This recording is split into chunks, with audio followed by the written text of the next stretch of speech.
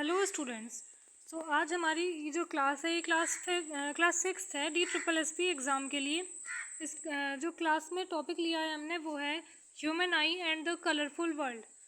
Human आई के बारे में जान लेते हैं। ह्यूमन आई वो सेंस ऑर्गन होता है जो कि हमें देखने में हेल्प करता है। इसकी लोकेशन के बारे में अगर बात करें तो इस स्कल में लोकेटेड होता है आई सॉकेट्स में। डायमीटर आई बॉल का होता है 2.3 सेंटीमीटर। अब बात करते हैं पार्ट्स ऑफ ह्यूमन आई की। फर्स्ट पार्ट है कॉर्निया। ये होता है जो आँख में उभरा हुआ पार्ट होता है ना, ट्रांसपेरेंट आउटर मोस्ट पार्ट, इसे कॉर्निया बोलते हैं। And it provide most of the refraction of light. Refraction basically होता है जब लाइट एक मीडियम से दूसरे मीडियम में चली जाए तब लाइट किस तरीके से बिहेव करती है, वो सारा प्रोसीजर हम रिफ्रैक्शन के अंदर पढ़ते हैं। रिफ्रैक्शन और रिफ्लेक्शन में यही डिफरेंस होता है। रिफ्रैक्शन में एक मीडियम से दूसरे मीडियम में लाइट चली जाती है और रिफ्लेक्शन में लाइट बाउंस बैक हो जाती है किसी भी प्लेन सरफेस से, किसी भी मिरर से, लेंस से, किसी भी मिरर से टकरा के, कॉन्वेक्स मिरर, कॉनकेव मिरर या फिर प्लेन मिरर से टकरा के वापस बाउंस बैक हो जाती है। सेकेंड है इसमें lens. Lens is composed of a fibrous jelly like material that provide real and inverted image. बहुत इंपॉर्टेंट बात है, रियल एंड इन्वर्टेड इमेज। जो आइज़ है उसमें रियल और इन्वर्टेड इमेज बनती है किसी भी ऑब्जेक्ट की रेटिना पर। और इसमें जो लेंस होता है आइज़ में वो होता है convex lens. Convex lens converge करता है लाइट को रेटिना पर।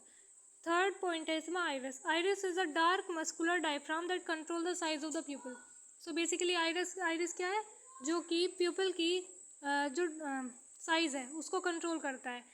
प्यूपिल क्या होता है? Pupil is the window of the eye. It is the central aperture in iris. It regulate and control the amount of light entering in the eye. जो pupil है वो आँख में एक तरीके से विंडो की तरह बिहेव करता है और ये बीच में प्रेजेंट होता है आइरिस के। ये रेगुलेट करता है, कंट्रोल करता है कि कितनी लाइट आँखों में एंटर कर रही है। जब अगर आप किसी डार्क रूम से एकदम लाइट वाले रूम में चले जाते हो तो आपने देखा होगा आपको आइज़ में कॉन्ट्रैक्शन या फिर रिलैक्सेशन जैसा कुछ फील होता है। अगर आप ऐसे लाइट जो रूम्स में लाइट है उसे चेंज करते हो तो बेसिकली वो प्यूपिल का एक तरीके से साइज ही चेंज हो रहा होता है उस टाइम पे। कि अगर रूम में काफ़ी कम लाइट है तो प्यूपिल का जो साइज़ है वो बड़ा होगा ताकि आप ज़्यादा से ज़्यादा लाइट आपकी आँखों में जा सके और जो इमेज है ऑब्जेक्ट्स की वो बन सके। और जब जो रूम है वो लाइटेड है, लाइट प्रेजेंट है, उस टाइम पे क्या होगा? उस टाइम पे जो प्यूपिल है उसका साइज़ छोटा हो जाएगा।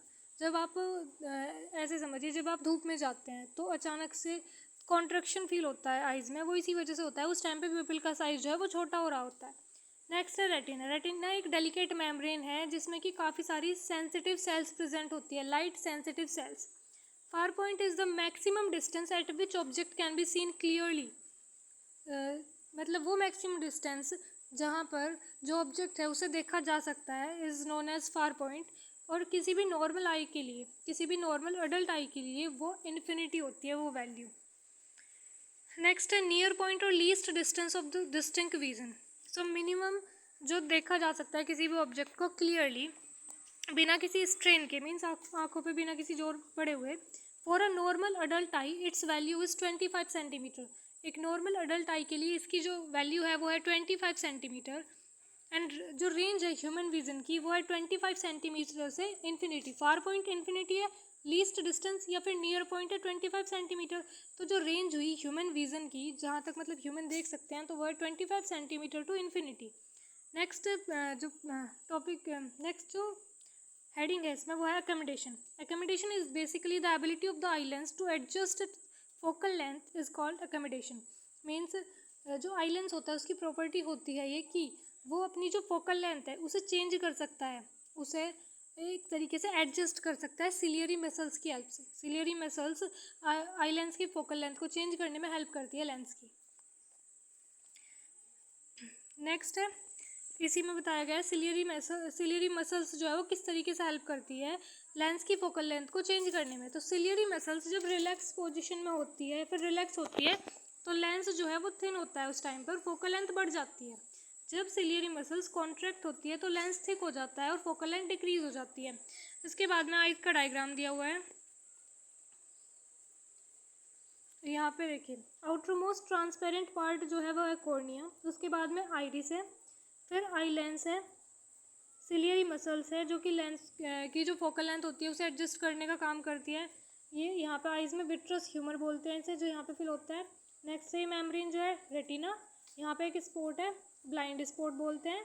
ये जो नर्व्स यहाँ से पास होती है उसे ऑप्टिक नर्व बोलते हैं। और ये जो यहाँ पे जगह प्रेजेंट है या फिर जिसे विंडो बोलते हैं आइज की, उसे प्यूपिल बोलते हैं। नेक्स्ट है कुछ जो प्रॉब्लम्स होती है आइज में, maybe it is near sightedness means पास का दिखाई नहीं दे रहा है, फिर दूर का दिखाई नहीं दे रहा, फार साइटेडनेस। तो उसी के बारे में स्टडी करेंगे, उसमें किस किस तरीके से करेक्शन की जा सकती है। सो फर्स्ट है मायोपिया, जिसे कि नियर साइटेडनेस बोलती है। मीन्स जो मायोपिक पर्सन होता है वो नियर बाई ऑब्जेक्ट्स को तो क्लियरली देख पाता है लेकिन डिस्टेंट ऑब्जेक्ट को क्लियरली नहीं देख सकता। नियर साइटेडनेस मीन्स पास की जो चीज़ें उसे दिखाई दे रही है, दूर की चीज़ों में प्रॉब्लम हो रही है देखने में। सो इसमें क्या होता है, जो इमेज बनती है ना वो रेटिना के सामने बनती है। कॉजेज होते हैं इसके, कॉजेज है मायोपिया की excessive curvature of eye lens में बहुत ज़्यादा कर्वेचर आ जाना, आई बॉल का थोड़ा सा लंबा हो जाना। करेक्शन, इसका जो करेक्शन है वो कॉनकेव लेंस की हेल्प से किया जा सकता है। दो तरीके के लेंस होते हैं बेसिकली जो हम स्टडी करते हैं, वो कॉनकेव और कॉन्वेक्स। तो जो मायोपिया है, नियर साइटेडनेस है, वो हम कॉनकेव लेंस की हेल्प से रिमूव कर सकते हैं या फिर एडजस्ट कर सकते हैं। एक पर्टिकुलर अप्रोप्रिएट पावर का कॉनकेव लेंस यूज़ करके स्पेक्टिकल्स में हम इस प्रॉब्लम को सॉल्व कर सकते हैं। सो बेसिकली मायोपिक आई में क्या हुआ, ये पैरेलल रेज आ रही हैं इन्फिनिटी से किसी भी डिस्टेंट ऑब्जेक्ट से, तो जो उनकी इमेज है वो रेटिना पे न बन के रेटिना से पहले बन गई, जिस वजह से क्लियरली नहीं दिखाई दे रहा है दूर के ऑब्जेक्ट्स को, मतलब दूर का ऑब्जेक्ट जो है वो क्लियरली दिखाई नहीं दे रहा है। इसमें फिर सेकंड केस है, इसमें अगर हम कॉनकेव लेंस का यूज़ करते हैं, कॉनकेव लेंस का जब यूज़ करते हैं तो जो इमेज है वो रेटिना पर बनती है, साफ साफ दिखाई देगा दूर का भी, तो इसीलिए करेक्शन में इसके कॉनकेव लेंस को यूज किया जाता है। फिर उसके बाद में सेकंड है हाइपरमेट्रोपिया। हाइपरमेट्रोपिया होता है फार साइटेडनेस, ये बिल्कुल अपोजिट होता है मायोपिया का। मायोपिया में जो है वो दूर का दिखाई नहीं दे रहा, इसमें पास का दिखाई नहीं देता है। और इसमें क्या होता है, जो नियर पॉइंट है ना वो दूर चला गया आंखों से थोड़ा सा, और इमेज जो है वो रेटिना के पीछे बन रही है।